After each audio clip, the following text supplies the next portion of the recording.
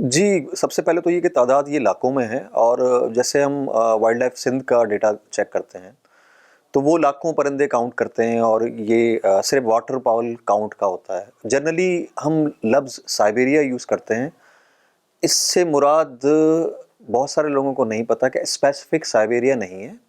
ये polar region से लेके स्टेप रीजन और इसमें कुछ अफ्रीकन कंट्रीज़ भी आते हैं और इवन पाकिस्तान के वो एरियाज़ जैसे हम बात करें तो नॉर्दर्न बलूचिस्तान के एरियाज़ हैं साउथ नॉर्थ में जो नॉर्थर्न पार्ट है। फिर नॉर्दर्न एरियाज़ जैसे हिमालयाज़ के बहुत सारे परिंदे यहाँ आते हैं। तो हम माइग्रेशन की अगर बात करें या माइग्रेंट परिंदे की बात करें तो वो लाखों की तादाद में आते हैं, जिसमें बहुत सारे वाटर फाउल हैं जैसे बतखें वगैरह हो गई और मुर्गाबियाँ हो गई, इस तरह की चीज़ें हो गई। इसके अलावा एक बहुत बड़ा नंबर है जो बहुत छोटे साइज़ के पिरीनिया हो गए, जैसे टिट हो गए, इस तरह के फ्लाई कैचर्स हो गए। तो इस तरह के बहुत सारे ऐसे बर्ड्स हैं जो वार्म एरियाज़ की तरफ, गर्म इलाकों की तरफ आते हैं। चाहे वो पाकिस्तान के सर्द इलाके हों, चाहे वो अफ़गानिस्तान के सर्द इलाके हों, चाहे वो रूस, बाल्टिक रीजन के सर्द इलाके हों, वहाँ से लाखों के हिसाब से परिंदे यहाँ आते हैं और वो एक पूरी इकोलॉजी होती है। कुछ पासेज माइग्रेंट होते हैं जो सिर्फ़ यहाँ से गुज़रते हैं, जैसे कूंजें हो गई ख़ास तौर पर। पेलिकन्स हो गए, वो यहाँ से माइग्रेट करके रन ऑफ कच्छ और इंडिया की तरफ जाते हैं। इसके अलावा बहुत सारे ऐसे बर्ड्स हैं जो छोटे हैं, जो पासेज माइग्रेंट में जाते हैं इंडिया की तरफ, लेकिन कुछ ऐसे हैं जो यहाँ स्टे करते हैं। अगर हम इलाकों की बात करें तो पाकिस्तान में हर जगह माँ सवाई सर्द इलाकों के हर इलाके में ये बर्ड्स आते हैं और अलग-अलग पैटर्न्स में, अलग-अलग के पैचेस में रहते हैं। अगर हम इम्पोर्टेंट एरियाज़ की बात करें तो हम अगर बलूचिस्तान से स्टार्ट करें तो बलूचिस्तान का जो साहिली बेल्ट है, जिवनी से स्टार्ट होके अगर हम सिंध के साहिली इलाकों में, समुद्री इलाकों में आए हैं, जैसे केटी बंदर और बदीन के इलाकों में आए, तो ये पूरा बेल्ट वैडर्स के लिए भरा हुआ होता है, जिसमें में तरह-तरह के वैडर्स आते हैं और ये भी लाखों की तादाद में होते हैं। अब चूँकि सेंसस हमारे यहाँ जो बर्ड काउंट है वो बहुत ऑर्गेनाइज़ तरीके से नहीं हो रहा, तो एक्चुअल नंबर्स तो नहीं मिलते। थोड़ा बहुत अगर हम सिंध का ही डेटा चेक कर लें जो वाटर फाउल्स का होता है वो भी लाखों का होता है। तो ये नंबर बहुत सारे, मतलब ये लाखों में आप काउंट कर सकते हैं, कोई एग्जैक्ट नंबर नहीं है। और अगर हम बात करें कि इम्पोर्टेंट एरियाज़ का कैसे कौन कौन से हैं, एक तो मैंने आपसे कहा कि ये साहिली इलाका है जो जीवनी से स्टार्ट होके सिंध में बदीन और उससे आगे के इलाकों में जाता है। इसके अलावा बहुत सारे वेटलैंड्स हैं पाकिस्तान में, खासतौर पर सिंध और पंजाब के जो इलाके हैं जो दरिया के साथ हैं, वहाँ बहुत सारे वाटर बॉडीज़ हैं। तो ये तमाम वाटर बॉडीज़ इन माइग्रेटरी परिंदों के लिए बहुत ही इम्पॉर्टेंट एरियाज़ हैं। को बहुत सारे रामसर साइट्स हैं जिनको एक सेफ्टी हासिल है। इंडिया और पाकिस्तान का एक जो एग्रीमेंट हुआ है उसमें रामसर साइट्स के हवाले से ही बात हुई है। अगर इन रामसर साइट्स की बात करें, जैसे रन ऑफ कच्छ का जो एरिया है, जैसे हालीजी लेक है, इस तरह के बहुत सारे लेक्स हैं, जैसे खींजर है, जिसे कलरी भी कहा जाता है।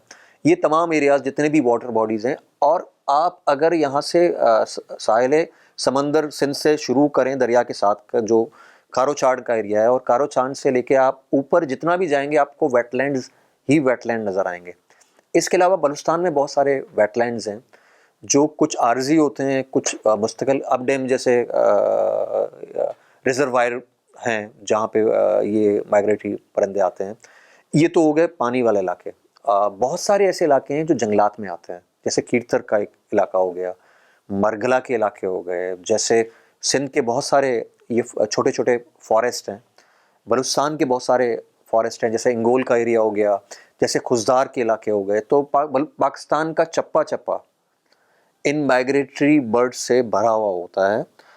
टेम्परेचर के हिसाब से बर्ड्स अपने बर्दाश्त के हिसाब से अलग अलग हैबिटेट में रहता है। कुछ मार्शेस में रहते हैं, कुछ बुशेस में रहते हैं, कुछ वाटर बॉडीज़ में रहते हैं। तो ये एक लंबा सिलसिला है और काफ़ी रिसर्च वर्क इसमें चाहिए कि एक समराइज़ सारे माइग्रेशन को आप एक कूजे में बंद करें। जी, तो ये तो चैलेंजेस की बहुत लंबी लिस्ट है। पाकिस्तान में जहाँ पे लॉज तो बने हुए हैं, उनका इम्प्लीमेंटेशन नहीं है।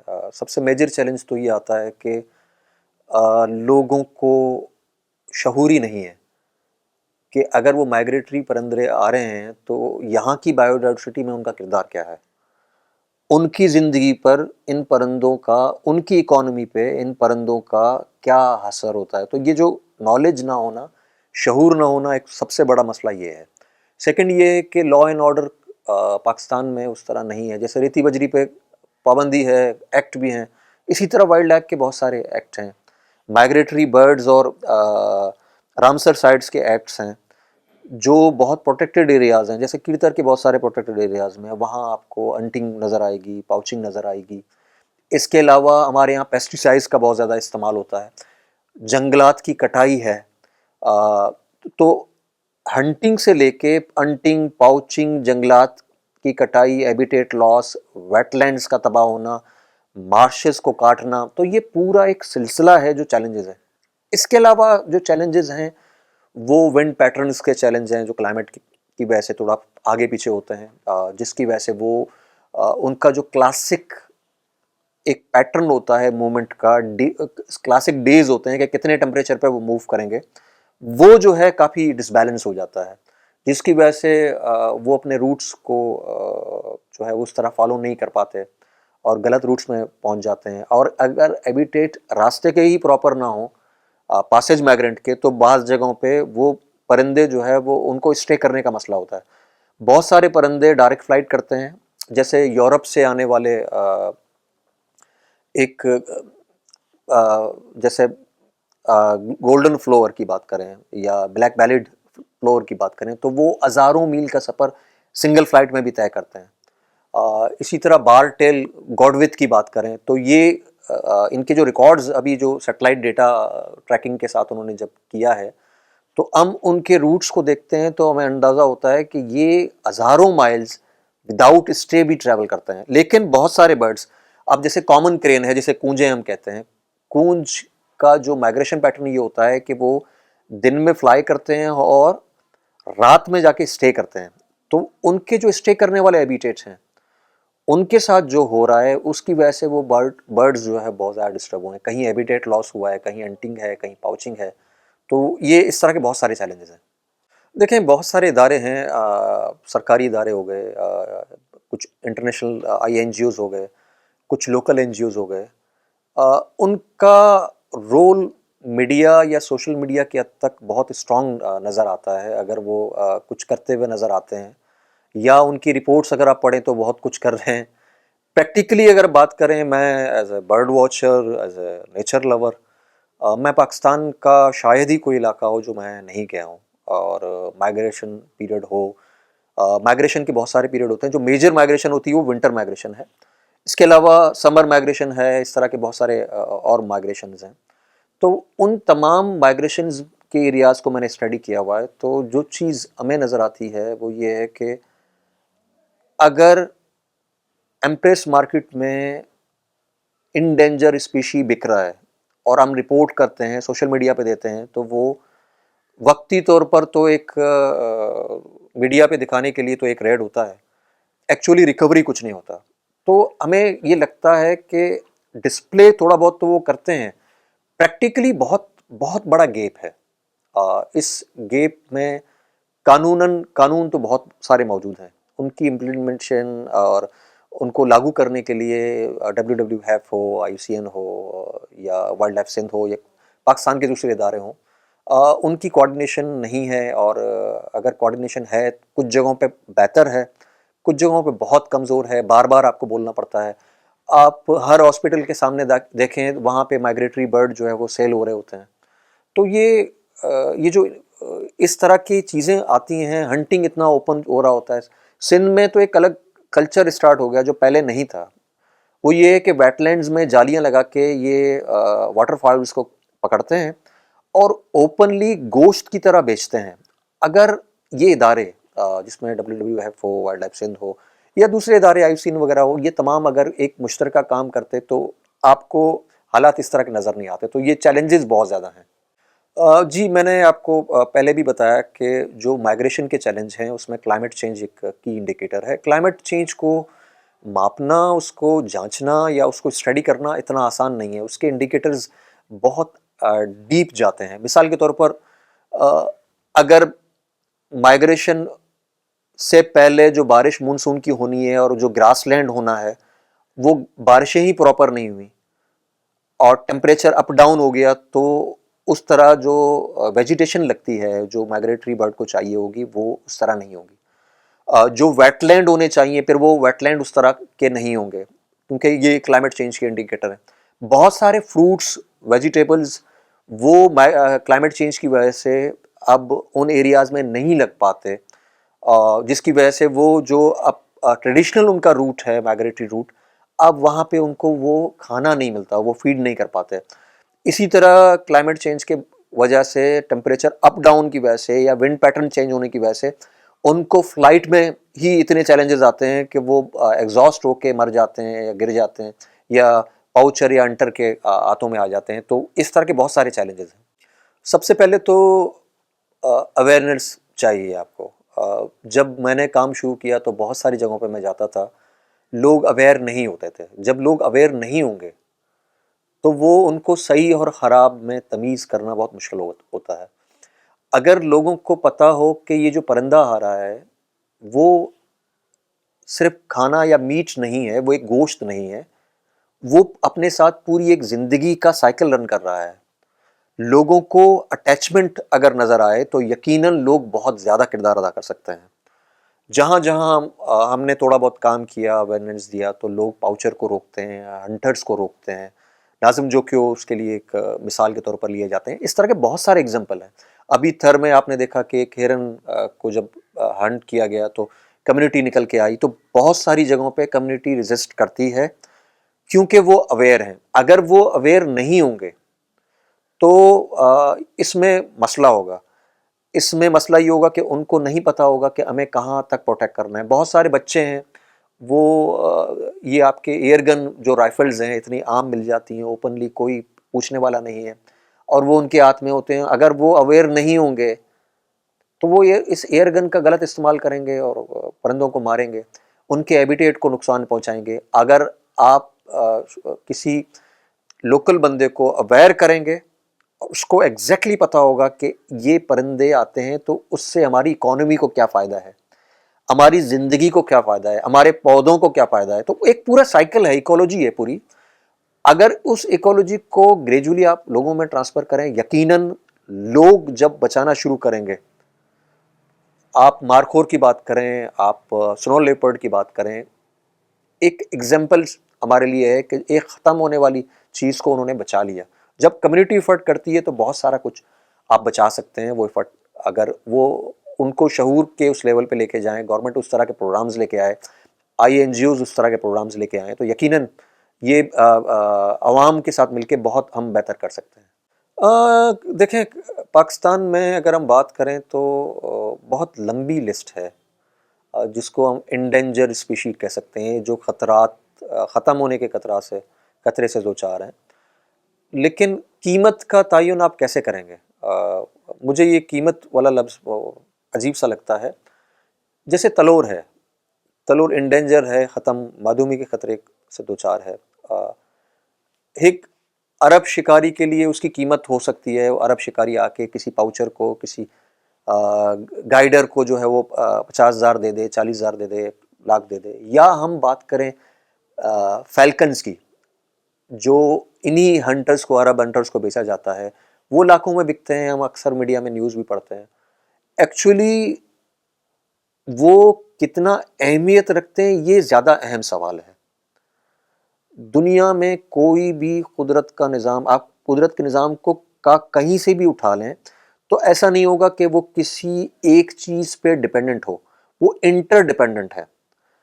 ये तमाम बर्ड्स इस पूरी दुनिया की इकोलॉजी के लिए, इंक्लूडिंग पाकिस्तान में जो भी रहता है, चाहे वो इंसान रहते हैं, जानवर रहते हैं, यहाँ पे जो फ़ौना है, फ्लोरा है, उस सब के लिए इनका आना बहुत ज़रूरी है।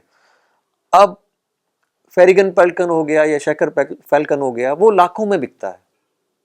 लेकिन कोई पूछे तो सही कि अगर वो सारे ही पकड़े जाएंगे तो फिर वो जो उनके खत्म होने की वजह से जो मसाइल आ रहे हैं, जो इकोलॉजी का जो चैन डिस्टर्ब हो रहा है, उसको कैसे आप वैल्यूज में, नंबर्स में गेज कर सकेंगे?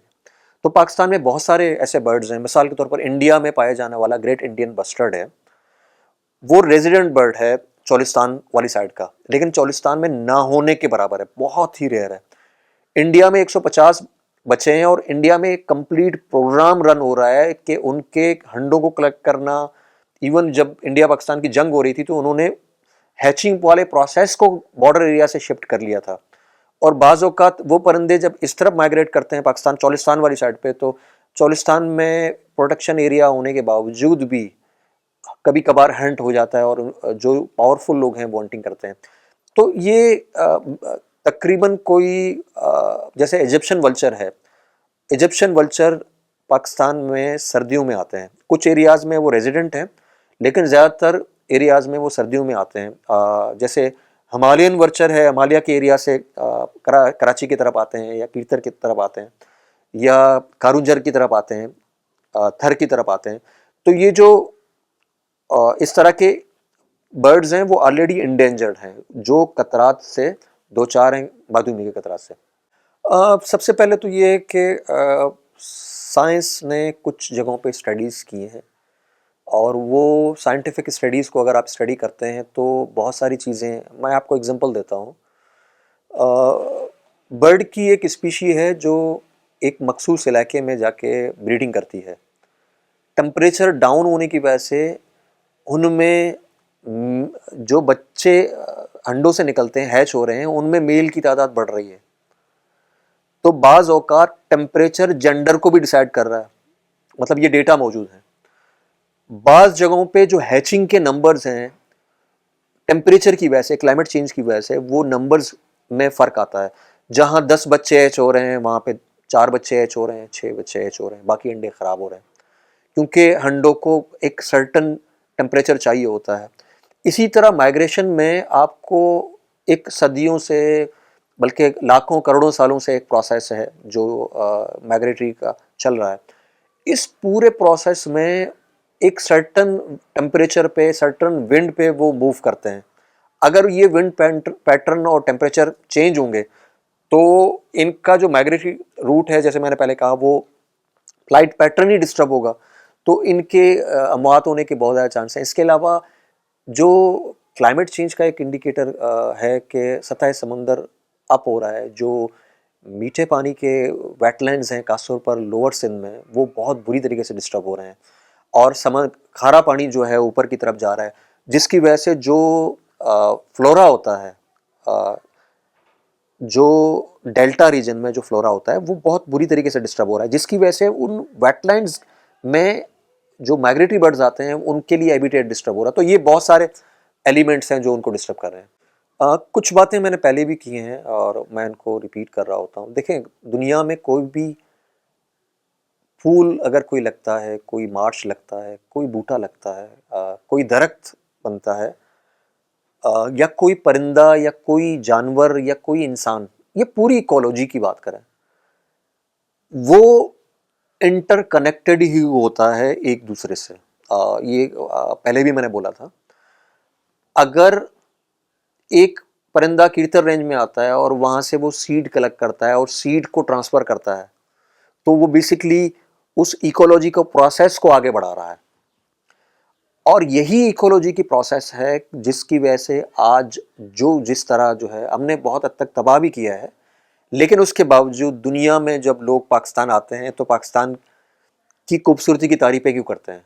वो इसीलिए करते हैं कि वो नेचुरल प्रोसेस इन परिंदों, इन पूरे सिस्टम्स के मातहत है और यही डिपेंडेंसी है कि अगर वो परिंदे कम होंगे या उनके साथ कोई प्रॉब्लम होगी तो ये आपका जो इकोलॉजी है वो बहुत बुरी तरीके से डिस्टर्ब होगा और इसके बहुत सारे एलिमेंट डिस्टर्ब होंगे, जैसे बारिश का डिस्टर्ब होना, जैसे सीड का डिस्टर्ब होना, जैसे खेती बाड़ी आप करते हैं, बहुत सारे पेस्टिसाइड्स यूज़ करते हैं, लेकिन नेचुरल पेस्टिसाइड्स कौन सा है?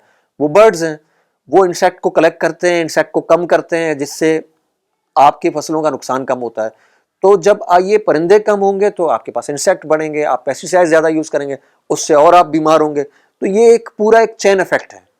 मैं बज़ाते खुद उन्होंने छोटे-छोटे जगहों पे कुछ प्रोग्राम लॉन्च किए हैं। मतलब अगर हम WWF की बात करें, जो वेटलैंड सेंटर है कराची में, इस तरह के बहुत सारी जगहों पे अगर हम देखें तो WWF आपको इन्वॉल्व नज़र आती है। लेकिन एक जामे और मुनज़्ज़म प्रोग्राम होना चाहिए एक संजीदा लेवल पे। सिर्फ इदारों के कायम करने से या उनकी चंद फंडिंग से ये मसला हल नहीं होगा।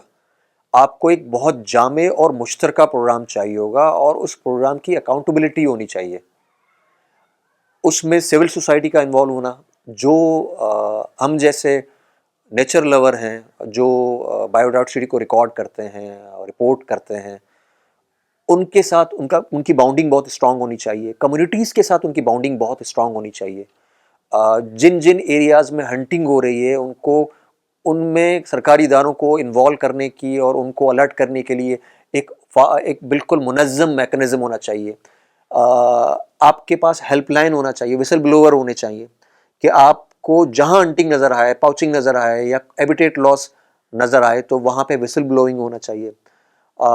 जो भी मंसूबे बन रहे हैं, जैसे सिंध गवर्नमेंट का 2014 का एनवायरनमेंट का एक्ट है, आप उसको पढ़ें और प्रैक्टिकली जो NOC सीपा जारी कर रही है उनको देखें, तो ऐसा लगता है कि कानून कुछ कह रही है, हो कुछ रहा है।